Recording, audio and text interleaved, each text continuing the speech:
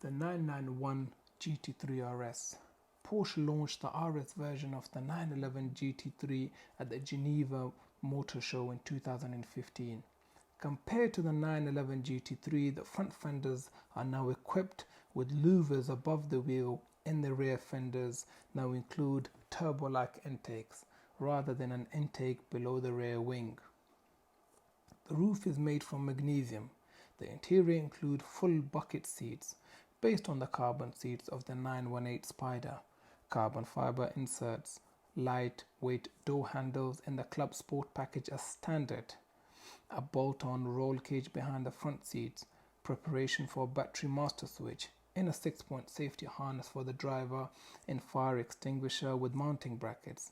The car was nominated as one of the Britain's Best Drivers Car 2014 by Autocar magazine. 991 GT3 RS is finished in pure white, and that is one of my more preferred colors compared to the bright orange colors that come in or the green colors that come in. It's a little bit understated, but it also provides a blank canvas to work with. So it comes with staggered alloy wheels, that being 21-inch at the back, 20-inch at the front, center locking forged alloy wheels. At the moment, it's got Pilot Sport Cup 2 tires on it, which to be honest are sort of perfect for getting the most out of this vehicle. Louvers at the front, which I absolutely love. It really does give it that racy, aggressive look, but as with Porsche, all things are with a purpose. This actually, believe it or not only helps with cooling, but it also helps with a bit of downforce, giving it that ripple effect. So drawing the air in, and it's the same function with this duct here. It isn't merely for cooling, it also helps with a bit of downforce. Coming around the front, you've got these grills which protect the condensers from stone chips, etc. Surprised that it took Porsche 17 years to finally put them on a production run car. One of the reasons why this car handles so phenomenally well is because it has rear axle steering, which is known to help quite dramatically with steering around bends, corners, etc. The car comes standard with ceramic brakes, PCCBs, and it's indicated with these yellow brake calipers. Not to miss, you've got a massive wing, which is sort of a GT3 RS signature wing. It's also adjustable. There's a small bit of adjustment you can make. Coming on to the interior of the GT3 RS, whilst it's not your usual 911 interior, there's still lots happening in here. We've got the 918 bucket seats that are carbon but also finished or wrapped in this leather with Alcantara combination.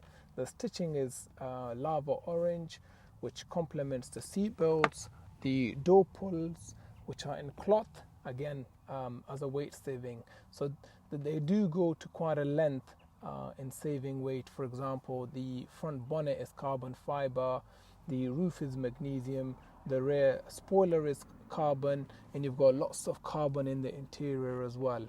And the dials are also in lava orange. So there's lots of really, really nice touches.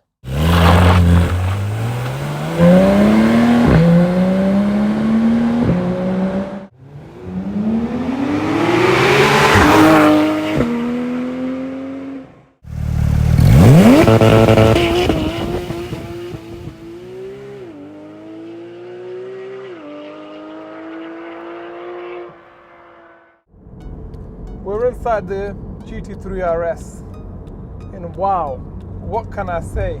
This car right off the bat feels special when you sit in these lovely bucket seats that really hold you together. And just to top it off, I thought I'll wear the 6-point harness just so I'm in the racing zone. Unfortunately, we're not on a racing track, so this is by no means a review of the potential of GT3 RS. But we will give it some beans and get a good feel for it. Alcantara steering wheel is, really good actually, because in terms of the feel, it's got a really good feel. The size is just about perfect, and this GT3 RS is as nimble as anything I've ever driven. I mean, a slight touch of the steering wheel and it goes, you know, it moves around, you know. Adam can barely hold the camera still. So that tells you a few things. A, the steering is very, very precise, and also it's got rear steering. So going around, for example, this bend,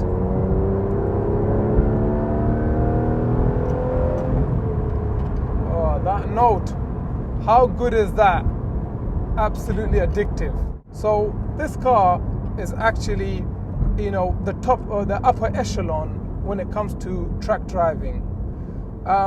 And also this being fitted with the ceramic braking, you know, whether come rain, sun or snow, is really, really good for stopping power.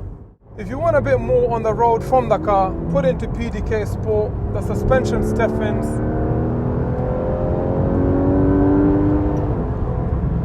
And I just shut up and you just hear that musical. I mean, this is the 4-litre infamous Porsche engine, so it's as good as it gets when it comes to naturally aspirated engines. You know, on the road, you don't need to rev it to 9,000 RPM to get the most out of this engine. This car already sounds phenomenal from sort of 4,000 RPM onwards. And I feel like that's the sweet spot of this engine. You know, you got the torque available without putting yourself in danger and others around you in danger. And you can keep it somewhat to legal speeds. This car is like a Cheshire cat. It just wants to go. And I've never driven a 911 this light and nimble. I mean, it's credit to the engineers. You know, they've gone into great lengths into reducing the weight of this car as much as possible. So that weight saving is really, really telling when you're driving the car, especially when you're turning it, you know, because it doesn't feel like it's having to carry much weight around the corner. If you enjoyed this video and you'd like to see more, please like, comment and subscribe.